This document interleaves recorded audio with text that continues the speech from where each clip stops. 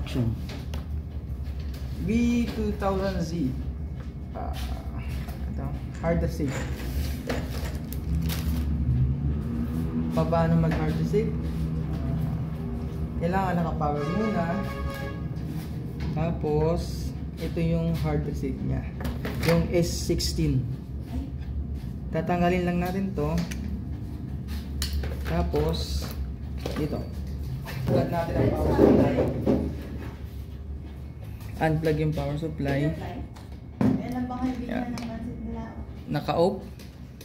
Then yung S16 na 1.2 kanina, kasi nasa 1.2 yung S16 natin ngayon, ililipat natin to 3 para ma-reset yung password.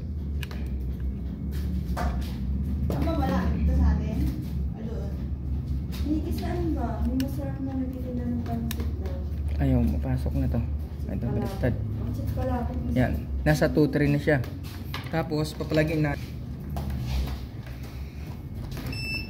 Yan. Antayin natin tong kumutunog na to.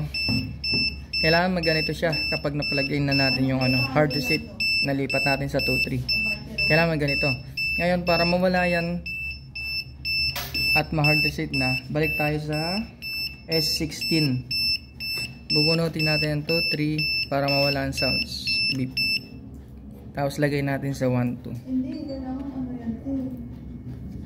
Ngayon, eto na siya. Na-hard reset na siya. Ngayon, ang default password niya ay ito. 1, 2, 3, 4, 5. Click. Goods.